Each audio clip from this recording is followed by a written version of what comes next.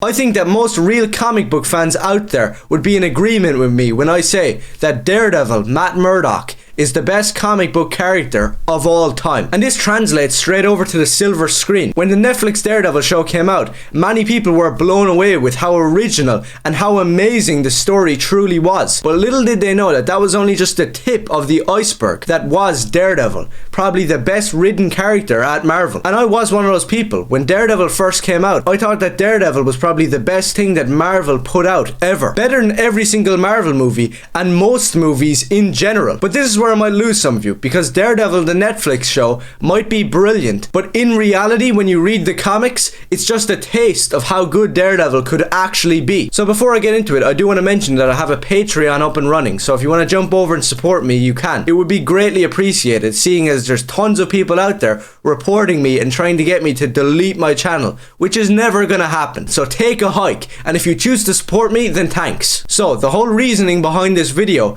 was the fact that the trailer for Daredevil Born Again came out, and most people on any side of the political spectrum were all saying that it looked great. And it's the same with the original Netflix show. Even people who read the comics were saying that it was brilliant. And as I said earlier, I do think that the show is amazing, but at the same time, it got so much wrong. The main thing people talk about with Daredevil is the comic accuracy and how good they got the character. And my problems aren't small little nitpicks, they're things that actually don't match up with the character of Daredevil. Now, I'm not a Daredevil expert. I haven't read every comic, and I'm still in the middle of reading Frank Miller's run because it's just so damn expensive to collect the entire thing. But after rewatching the show multiple times and then judging it based on what I had read, it seems like they left out so much of what made the character great. The first Daredevil comic I ever read was Daredevil, the Man Without Fear, and it's probably the first one most people would recommend to you. And for really good reason, because this comic is one of the best ever made. I remember being young and ignorant, just reading the first few pages, thinking that the art sucked, the writing sucked. Where's this story even gonna go? Well, I couldn't have been more wrong, because Daredevil, the Man Without Fear, is the best origin story in comic books, and it builds up and creates the best character in comic books. It's basically a reworking of the original origin story that was told in Frank Miller's run, which I do prefer to this version, but overall this is way better. This comic is on the scale of a movie, and when Daredevil was first coming out, the TV show, we were told that this is what they would be adapting because the set photos leaked or whatever, and we saw him in the black ninja outfit. What we didn't know is that they dragged that out for a full season of him wearing the same outfit, then he finally gets the costume, then loses it for another season and goes back to wearing the same black outfit. And as for the whole adaptation of the Man Without Fear, it gets some stuff here and there, but what it really does is get it entirely wrong. One of my major gripes with the Daredevil TV show was Elektra and how horrible she was. Terrible writing and a terrible casting made Elektra probably the most unlikable character associated with Daredevil, when in reality she's the ultimate film noir femme fatale, and that is fully on display here, where Frank Miller changes her personality from the original run into more of, as I mentioned, a mentally unstable femme fatale, but it works perfectly compared to the tripe that we had to sit through in Daredevil season 2. Elektra. Hello, Matthew.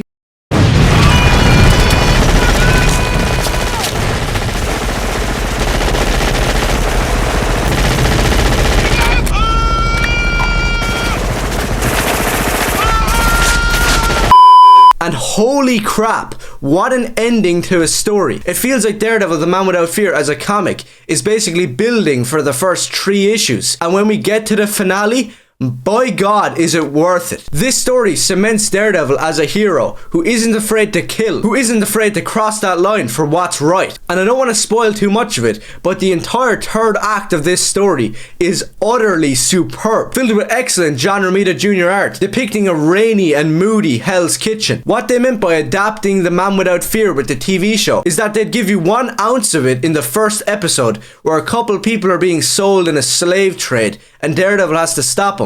It's one of the most badass moments in the show, but it only lasts for literally the first 5 minutes. Compared to this comic, where the entire story builds up to this third act, where a bunch of kids are being sold into this disgusting slave trade in the underworld of Hell's Kitchen by Wilson Fisk, the Kingpin, who doesn't actually interact with Daredevil, but it just shows you how much control he has over a city, making him like a classic evil film noir villain. And instead of Daredevil punching 2 or 3 guys and saving the kids, what ensues is an onslaught onslaught where he destroys an entire army of guys in some of the best art ever done in the medium, ending with a badass final confrontation in the thunderstorm-ridden Hell's Kitchen. The main bad guy's holding the little girl hostage. If this was a normal comic like Batman or Spider-Man, he'd probably just knock him on the back of the head and put him in jail and save the girl. But no, this is a Frank Miller story, and it's also a Daredevil story. So what actually happens is probably one of the most badass things I've ever read. The guy tries shooting Matt, and like a blind swordsman, he deflects the bullet. The guy is so shocked, he asks, "Who the devil are you anyway?" Matt Murdock replies with "Call me Daredevil," then deflects another bullet straight in between the guy's eyes. Holy crap, you can't get much more badass than this. To all those people saying that the new show is going to be badass, just read this comic. When did Charlie Cox, who looks nothing like Daredevil by the way, deflect a bullet straight in between a guy's eyes, drop a one-liner, save the girl, then disappear into the Noir concrete jungle? And that's just one story of Daredevil. If you read anything else, every single one of them is usually a 10 out of 10 masterpiece. Daredevil Yellow is yet another great retelling of his origin story, giving us not only badass moments with Daredevil, but also delving into the character of Matt Murdock. Similar to Spider-Man Blue, it's a tale of loss and grief that truly does hit hard. Then you have the actual run of Frank Miller's Daredevil, filled with some of the best writing and art in a comic ever. It may be the best thing that Marvel ever did. I heard some YouTubers like Razorfist calling Daredevil the Netflix show Noir, saying that it was filled with all this lighting. When you read the original comics, it's extremely disappointing because these comics are filled with shots straight out of a Humphrey Bogart movie. And we don't get any of that with anything starring Charlie Cox. What the Netflix show did was stray further and further away from the original character and story of Daredevil until people just started tolerating it and accepting it, when it wasn't as good as the original. In the Frank Miller comics, bar a few storylines, Karen and Foggy are really small side characters. They're not these big characters that take up full episodes where they're becoming journalists and having relationships. It's cringe, and if you go back and rewatch Daredevil, it gets extremely boring. And with the brand new Born Again TV show coming out, they're using that as some kind of selling point. You're going to see Charlie Cox, who's going bald by the way, with Karen and Foggy, and the trio is going to be back together. I don't want to see the trio.